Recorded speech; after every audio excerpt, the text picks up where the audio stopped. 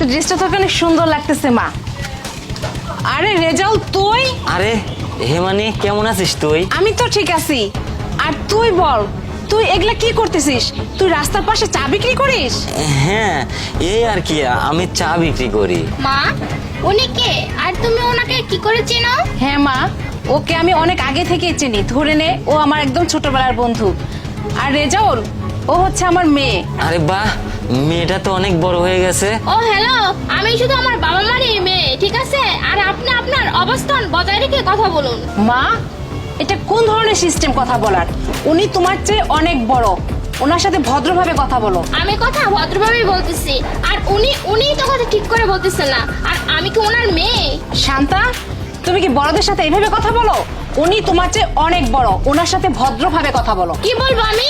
আর উনি আমার থেকে বয়সে বড় হয়েছে দেখে আমাকে যা বলবে আর আমি তা শুনবো নাকি? হ্যাঁ, ব্যাস,